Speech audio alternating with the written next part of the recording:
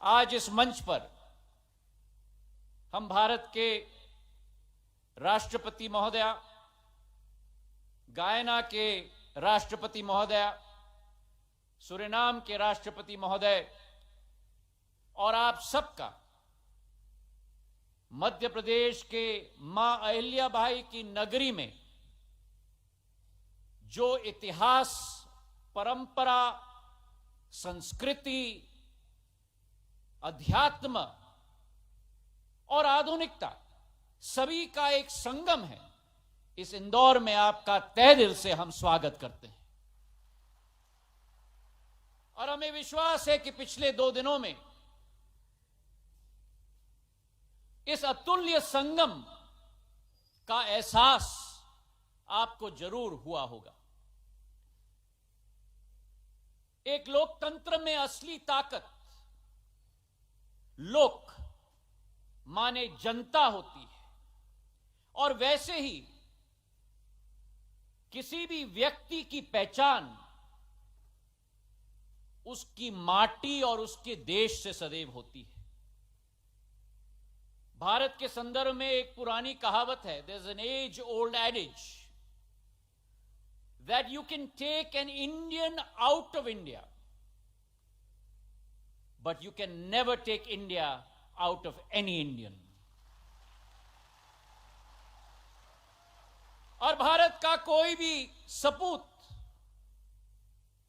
कोई भी पुत्र पुत्री विश्व के किसी भी कोने में रहे हों,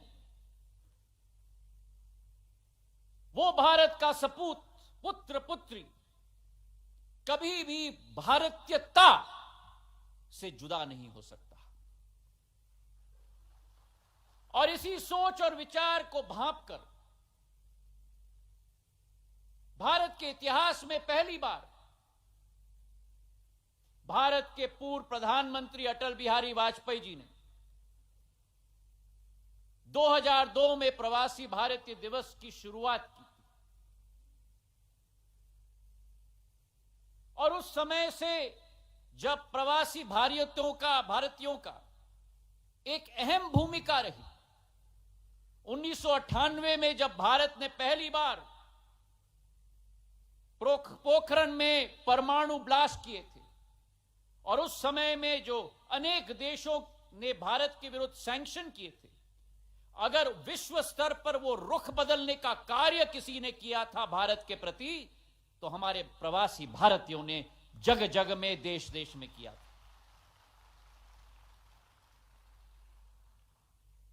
और आज 21 साल बाद मेरे भाइयों और बहनों,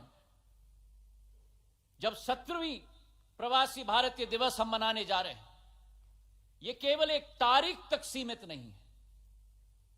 it is not limited to an event, it is not limited to a date.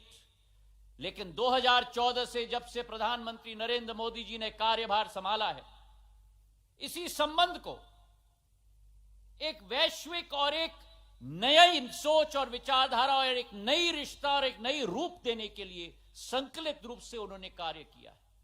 और एक सेतु का स्थान हमारे प्रवासी भारतीयों को सशक्त करने के लिए उनकी अहमियत और उनकी कोशिश और उनकी पूर्ण कोशिश रही। और इसके आधार पर जब हम आज देखें कि भारत का छाप हमारे प्रवासी भारतीयों ने कहां नहीं छोड़ा है, चाहे हम कोई मल्टीनेशनल कॉरपोरेशन देखें, चाहे हम देश के नेतृत्व करने वाले लोगों को देखें, चाहे हम विशेषज्ञों को देखें, चाहे हम एक एक सेक्टर में डॉक्टर्स, इंजीनियर्स को देखें, चाहे यूके के प्रधानमंत्री ऋषि सुनक जी हों, चाहे हमारे माइक्रोसॉफ्ट के सीईओ सत्य नडेला हों, चाहे गूगल के सीईओ सुंदर पिचाई हों, चाहे आयरलैंड के राष्ट्रपति लियो वार्डकार जी हों, यह अतिशयोक्ति नहीं होगी अगर हम कहें कि भारत और भारतीयों को उभारने का काम प्रवासी भारतीयों ने किया है, और अकेले नहीं, अपने साथ पूरे विश्व को उठाने का कार्य भी हमारे प्रवासी भारतीयों ने किया। और इसलिए मैं मानता हूं कि भारत की जनसंख्या केवल 135 करोड़ तक सीमित नहीं है। भारत की जनसंख्या 138 करोड़ है, जिसमें 3 करोड़ हमारे प्रवासी भारतीयों की जनसंख्या है। आपकी भागीदारी भारत को विकसित बनाने के लिए अनिवार्य है। आपकी भागीदारी और आपकी साझेदारी भारत को आत्मनिर्भर बनाने के लिए अनिवार्य है। और इसी दृश्य के पीछे एक शिल्पकार अगर रहा है इस देश में, तो प्रधानमंत्री नरेंद्र मोदी जी हैं, जिन्होंने अपनी सोच और विचारधारा के साथ और विदेश नीति जयशंकर जी के साथ सारे देशों के साथ कूटनीतिक संबंधों के साथ बनाकर हमारे प्रवासी भारतीयों को एक नया सम्मान का स्थान बनाने का संकल्प लिया है। और इसी के फलस्वरूप चाहे यूके में हम देखें, पिछले बार जब बैठक हुई थी, हर साल यह तय किया गया कि 3000 भारत के हमारे विद्यार्थियों को वर्क वीजा यूके में दिया जाएगा। जब पहले बार कोविड आया, वैश्विक महामारी आई, प्रधानमंत्री नरेंद्र मोदी जी ने खाड़ी देशों के सभी राष्ट्रपति या प्रधानमंत्रियों को फोन करके हमारे सारे प्रवासी भारतीयों को उस क्षेत्र में उनका हालत और उनकी स्वास्थ्य सुविधा सुनिश्चित करवाई। और अभी जब यूक्रेन और रूस के बीच में लड़ाई हुई, प्रधानमंत्री ने ऑपरेशन गंगा के आधार पर 23,000 प्रवासी हमारे स्टूडेंट्स को वापस घर लाने की पहल लगाकर उनको संगठित और सुरक्षित रूप से घर लाने का कार्य किया।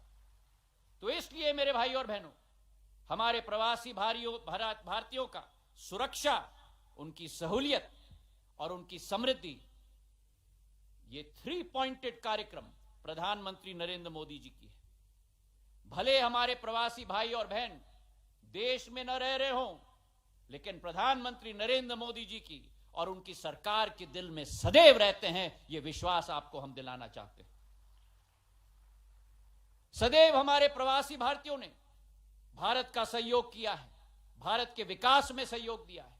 1991 में जब इकोनॉमिक क्राइसिस पूरे विश्व में आई थी, उस समय जो रेमिटेंस देश में एक एक प्रवासी भारतीय ने भेजा था, आज हमारे जीडीपी का भाग का 3.5% हो चुका है। और मैं विटनेस हूं कि जब प्रधानमंत्री जी ने हम लोगों को भेजा था यूक्रेन और रूस से हमारे विद्यार्थियों को सुरक्षित वापस लाने के लिए, हमारे एक एक प्रवासी भारतीय ने, मुझे रोमानिया भेजा गया था, वहां बैठकर न दिन देखा न रात देखा, सेवा भाव के आधार पर कोई गाड़ी चला रहा है, कोई टेंट लगा रहा है, कोई खाने पका रहा है। हमारे एक एक विद्यार्थी को लाने के लिए दिन रात हमारे प्रवासी भारतीयों ने कार्य किया। तो आज आप सबको मैं प्रणाम करता हूं और आपको मैं सलाम करता हूं। आज के दिवस पर प्रधानमंत्री जी की सोच और विचारधारा है, और विश्व में यह ऐलान हो चुका है कि भारत के बिना विश्व आगे नहीं बढ़ सकता। और विश्व की एकीकरण के लिए प्रधानमंत्री जी की जो सोच और विचारधारा है, जहां एक तरफ international solar alliance, one sun one world और वन ग्रिड, जिस कार्यक्रम में बोरिस जॉनसन जी तत्कालीन राष्ट्रपति यूके के, उन्होंने कहा था international solar alliance, one sun one world one grid and one Modi.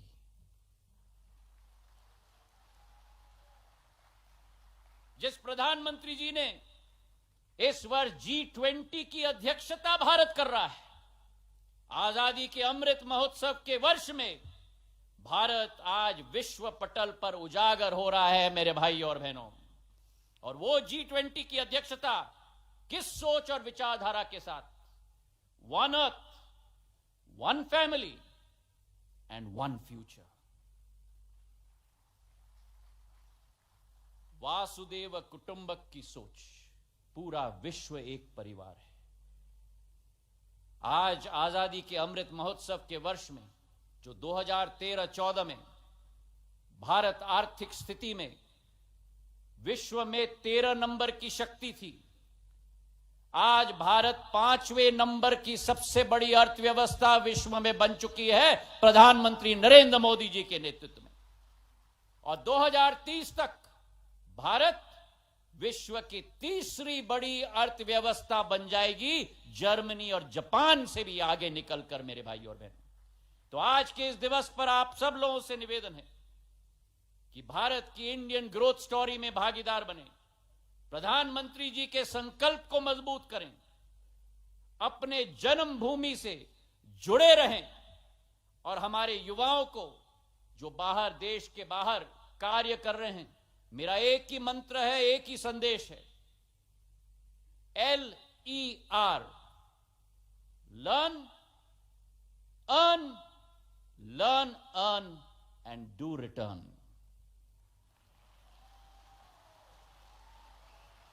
Learn, earn, and do return, because your destiny is here with Mother India. मुझे विश्वास है कि आपकी भागीदारी के साथ भारत की यह सदी होगी। इसी भावना के साथ भारत माता की धन्यवाद। जय हिंद। होटल रॉयल पैलेस सागर बुंदेलखंड का सबसे शानदार वेडिंग डेस्टिनेशन, बड़ा ग्राउंड और सागर का सबसे बड़ा बैंकेट हॉल। अपनी खुशियों को बनाए खास। होटल रॉयल पैलेस जहाँ पे है 45 लग्जरी रूम्स, आकर्षक AC banquet hall, pure veg स्वादिष्ट व्यंजनों के लिए कोहिनूर रेस्टोरेंट, कॉर्पोरेट जगत के लिए conference meeting hall, birthday party, kitty party को बनाई यादगार, स्विमिंग पूल और रेस्टोरेंट एंड डायमंड बार यानी रिफ्रेशमेंट का द्वार, और बच्चों के लिए गेम जोन भी।